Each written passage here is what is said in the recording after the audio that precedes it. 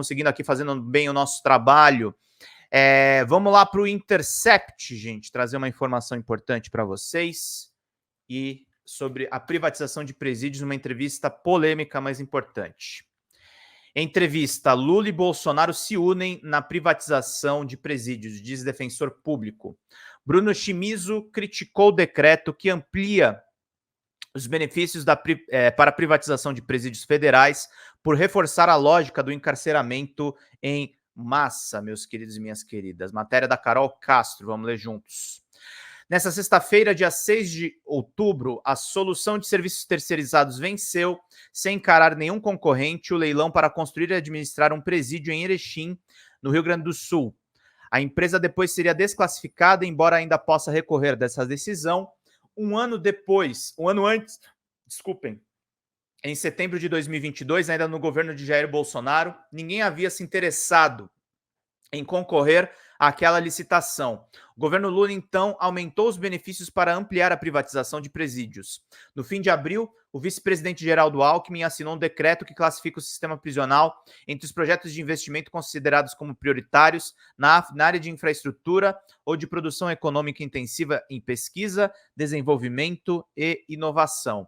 O governo está abrindo mão da arrecadação e está tirando dinheiro de outras políticas públicas para entregar na mão dessas empresas, com um ônus. O governo paga 3 vezes mais a cada preso custodiado em um presídio privado do que o valor gasto no sistema prisional público, diz o defensor público do Estado de São Paulo e diretor do Instituto de Ciências Criminais, o IBC-CRIM. Esta é a segunda experiência de parceria público-privada no sistema prisional brasileiro. A primeira delas foi inaugurada em 2013, na cidade de Ribeirão das Neves, interior de Minas Gerais. Nele, quem cuida dos presos são monitorados contratados pela própria empresa e não policiais penais, como no sistema público. E isso tem gerado problemas. Em julho deste ano, um homem morreu dentro de um presídio mineiro sem receber atendimento médico. No ano passado, a família de outro preso morto denunciou o complexo penitenciário pelo mesmo motivo, omissão de socorro. E ainda há denúncias de tortura. Não vale a pena o empresário investir numa melhoria. É uma lógica completamente oposta do sistema público, cuja gestão se mostra efetiva quando gasta todo o orçamento disponível para a melhoria da vida de uma população, aponta Chimizo.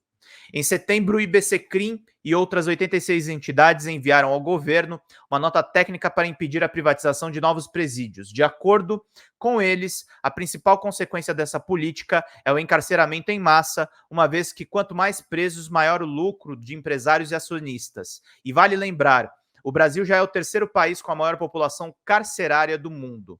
Em entrevista, Chimizo explica quais os problemas da privatização dos presídios e relata experiências anteriores já praticadas em outros lugares do planeta. Leia abaixo os principais trechos. Como o empresário recebe o retorno do investimento no sistema prisional privado? Essa pergunta é essencial para entender a diferença geral entre privatizações e a privatização do sistema prisional. Privatização pode ser uma concessão, cogestão, terceirização ou uma parceria público-privada, a PPP. E a gente acaba pensando nas privatizações mais comuns, como as rodovias, que se autorremuneram. O usuário passa pelo pedágio e a partir da tarifa que o empresário recebe o seu dinheiro. Isso não acontece no sistema prisional, porque ele não é exatamente... Espera aí, só um pouquinho, gente. Porque ele não é exatamente um serviço, muito menos um serviço remunerado. Na privatização das unidades prisionais, o Estado efetivamente aporta recurso na mão do empresário. Por isso, comparamos o custo ao de uma universidade pública e a de uma particular. O Estado gasta até 3 vezes mais por preso em um presídio privado do que num presídio público. Então, na verdade, a privatização significa um aumento do custo, meus queridos e minhas queridas. Mais pretos e pobres periféricos serão presos na maioria injustamente, para manter os presídios cheios, exatamente. Não fiz o L para isso, revoltante essa privatização do encarceramento em massa, exatamente. A gente tem que reclamar, e que bom que o Intercept está fazendo essas matérias necessárias. Pinguem superchats, que a gente está amplificando aqui uma denúncia necessária, meus queridos e minhas queridas. A gente precisa fazer essa denúncia. Vamos lá. O que atrai efetivamente os empresários para esse negócio são os contratos primários do poder público que garantem um repasse por cabeça. Normalmente esses contratos prevêem que essas unidades têm que ter um mínimo de presos, normalmente algo em torno de 90% da sua capacidade, ou seja, precisam funcionar quase no seu limite de lotação. O Estado gasta até 3 vezes mais por um preso em um presídio privado do que em um público. Então, na verdade, a privatização significa um aumento do custo. Então, além dos incentivos fiscais, do aporte de recursos por parte do BNDES para a construção das suas unidades, o Estado ainda compromete a remunerar e garantir o lucro desse empresário. Em Erechim, por exemplo, o contrato tem uma vigência de 30 anos. Já existiam presídios com algum modelo de privatização no Brasil antes do decreto deste ano? O que muda a partir de agora? Pergunta o Intercept. Em 2016, o governo Temer aprovou uma lei e publicou um decreto que trazia essa possibilidade de isenção fiscal dentro do programa de parcerias de investimento, o que é um estímulo às PPPs. Eles definiram um rol de atividades prioritárias. A partir disso, a lei autorizou a emissão de debêntures incentivadas, que são valores em títulos negociados no mercado, de capitais por empresas para acolher investimentos para determinado aporte de capitais. Então, para construírem um presídio, essas empresas emitem debêntures, vendem no mercado de capitais, captam recursos dentro da Bolsa de Valores e com esse dinheiro eles constroem as unidades. Por serem incentivadas, há uma possibilidade de que sejam emitidas com isenção ou redução fiscal muito grande. Pessoas físicas que fazem operações com debêntures incentivadas não pagam imposto de renda nessa transação, por exemplo. No caso de pessoas jurídicas, o imposto de renda cai para 15%, um imposto muito inferior ao de outras atividades. Com o decreto deste ano, o sistema penitenciário passa a ser passível de financiamento por meio desses debêntures. Ou seja, o governo está abrindo mão da arrecadação, está tirando dessas empresas, está tirando dinheiro de outras políticas públicas para entregar na mão dessas empresas. E dos super ricos que negociam debêntures incentivadas. O governo está ajudando essas empresas a lucrarem com a construção de presídios privados, meus queridos e minhas queridas. Iniciativa Inspiração. Ferrez fez um vídeo que falou sobre a diferença de uma ONG como a dele, que gasta cerca de 300 por criança com comida saudável, educadores com aulas de capoeira e até informática em eventos com carinho. Deixa eu ver aqui o resto do comentário do Iniciativa que está chegando aqui. E em uma instituição como essa, com 1.500 com comida podre, como o Chavoso da USP já denunciou depois da privatização. Grande Ferrez, grande Chavoso, duas pessoas que eu gosto, que eu quero trazer aqui também para a gente entrevistar e abordar todos esses assuntos importantes. Vamos lá. É um incentivo gigantesco, não dá nem para calcular o quanto o governo está abrindo mão. E tem o BNDES, que não é uma política nova, é uma escolha política para determinar o que ele vai financiar ou não. Em Erechim, são mais de 150 milhões de financiamento. É uma política da gestão anterior que foi mantida na atual e vai ser pago pelos cofres públicos. Então, não é simplesmente construir uma unidade prisional por meio de licitação. Se fosse para melhorar a qualidade de vida, a garantia dos direitos da população prisional ainda seria justificado, mas não é esse o caso. As experiências de privatização das unidades prisionais no Brasil são tão ruins ou ainda piores do que as públicas. Quais que são as experiências dos presídios privados no Brasil? No complexo penitenciário Anísio Jobim, na Compage, no Amazonas, houve 2 massacres em 2017 e 2019. Em 2017, com mais de 50 presos mortos. Em 2019, com mais de 10 mortos. Lá sempre foi gerido por uma empresa privada, a Humanizare, que seguiu na gestão após o primeiro massacre. É, na verdade, um modelo de cogestão. O prédio e a infraestrutura são públicos, mas quem faz a gestão dentro da unidade é uma empresa privada contratada. É um tipo de privatização ainda menos agressiva e ainda menos complexa do que o governo federal faz agora com as parcerias público-privadas. Pelo menos o prédio é público e pode ser tomado pelo governo se houver algum problema. Depois do segundo massacre, a Humanizare deixou a gestão do presídio. Um presídio construído pela própria empresa torna muito mais difícil esse processo, mesmo se houver problemas. Existem muitas unidades no Brasil que são geridas por empresas privadas, mas os modelos de parceria público-privada só em Ribeirão das Neves.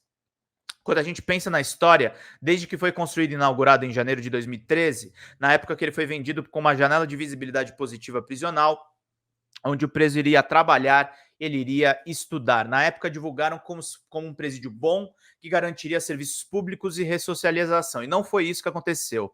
Em 2017, o Conselho Nacional de Justiça fez uma inspeção no complexo de Ribeirão das Neves e constatou o mesmo padrão das violações dos direitos da população em geral. O relatório fala que não há nenhuma preocupação com o aspecto humano das pessoas que estão lá, nenhum plano efetivamente de garantia de direitos sociais, de empregabilidade, um atendimento de saúde bastante deficitário.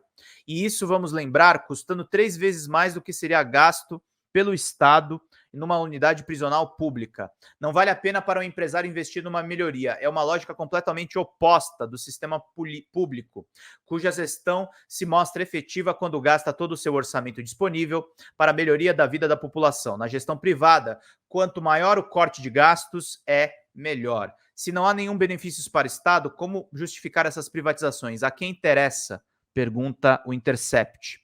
Não é ao Estado que interessa a privatização dos presídios, interessa apenas como plataforma política.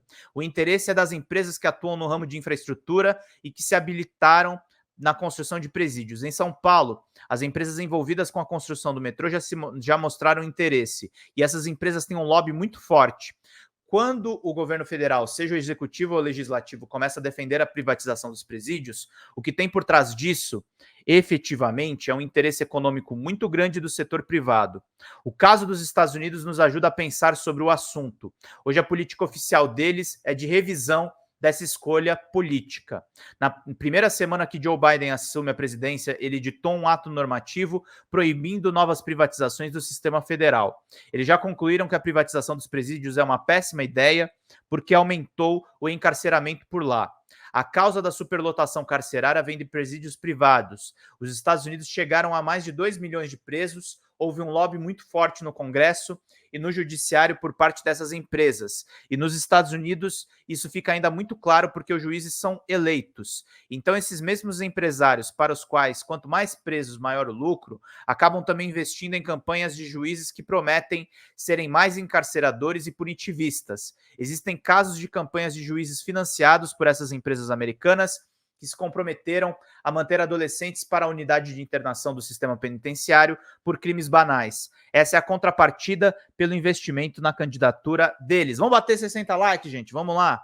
O governo está ajudando essas empresas a lucrarem com a construção de presídios privados. Então, na verdade, não é um interesse do Estado. E isso está bem reconhecido no decreto publicado neste ano. Esse novo decreto traz uma lógica de atividades econômicas que são consideradas prioritárias pelo Estado.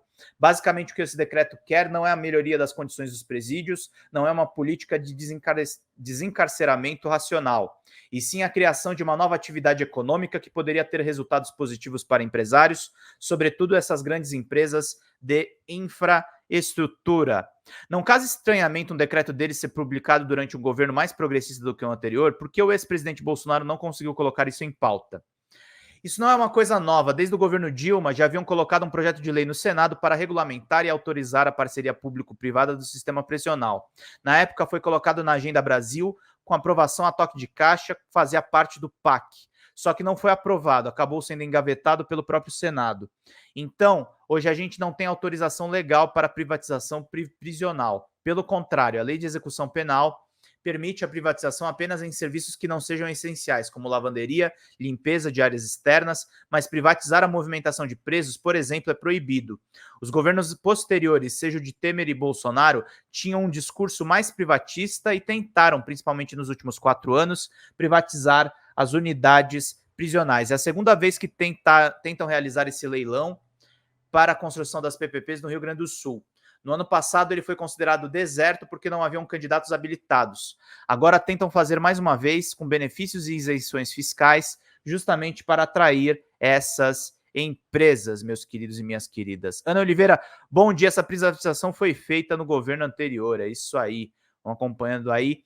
E não esqueçam, gente, de pingar superchats para a gente trazer essas informações. As privatizações de Erechim e da outra prevista em Blumenau, Santa Catarina, constam na carteira do BNDES desde o governo anterior, mas não foi revisto. Ou seja, existe uma continuidade entre o governo Bolsonaro e Lula quando avaliamos a estratégia de privatização de presídios. Isso é preocupante em relação a determinadas pautas, parece que não há diferença.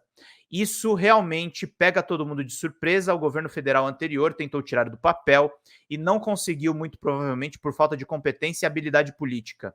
E esse governo com mais habilidade política conseguiu fazer passar. Nos preocupa ainda mais que os incentivos recentes à privatização parecem não terem sido discutidos pelos ministérios que efetivamente tratam do sistema prisional.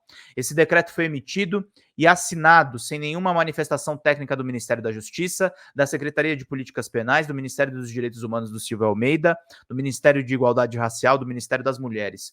Todos esses ministérios são vinculados de forma completamente intrínseca à questão do encarceramento. A gente sabe que quase 70% das pessoas presas são negras, então não pensar em um recorte racial, não colher parecer sequer do Ministério da Justiça, é bastante preocupante. Ou aponta para uma desorganização difícil de aceitar no governo federal, ou para uma má intenção de se fazer passar a boiada, de privatizar o sistema prisional sem que isso seja pautado. Por isso, essas 87 organizações escreveram uma nota técnica para não dizerem que passou sem ninguém perceber. Além do alto custo desses presídios aos cofres públicos, quais outros problemas essa privatização traz? Para começar, colocar funcionários privados para fazer o papel de polícia já é inconstitucional. Cada contrato tem suas especificidades. O da Erechim, por exemplo, prevê a privatização de atividades de transferência e movimentação de presos e apuração de faltas disciplinares. Tudo isso é poder de polícia. Um funcionário pega e algema um preso, leva ao fórum ou ao atendimento médico. Toda essa movimentação, além da revista dentro dos pavilhões das células, tudo é poder de polícia e sem a fiscalização. Mas não é só isso. A privatização de outros serviços prisionais facilita a prática de tortura, de maus tratos, porque esses contratos prevêem, inclusive, a privatização da assistência jurídica, ou seja, a defensoria pública, que tem prerrogativa de ingresso em todas as áreas de confinamento, autonomia administrativa, orçamentária, que não está submetida ao diretor do presídio, é substituída por advogados contratados pela empresa. Se houver sinais de tortura, a defensoria vai denunciar e instaurar um processo de apuração. Um advogado contratado privado não vai processar a empresa por maus tratos, então é um jeito de você impedir uma responsabilização jurídica de desmontar a defensoria. E isso se estende ainda a outros profissionais. Na área da saúde, por exemplo, se eles contratarem sinais compatíveis com agressão, o que eles vão fazer? Denunciar a própria empresa e perder o emprego? Isso vale para assistentes sociais e psicólogos contratados pela empresa. Todas as formas de denunciar e de entender o que acontece dentro de um presídio são solapadas em unidades privatizadas. Todos os profissionais estão submetidos a um empresário, meus queridos e minhas queridas.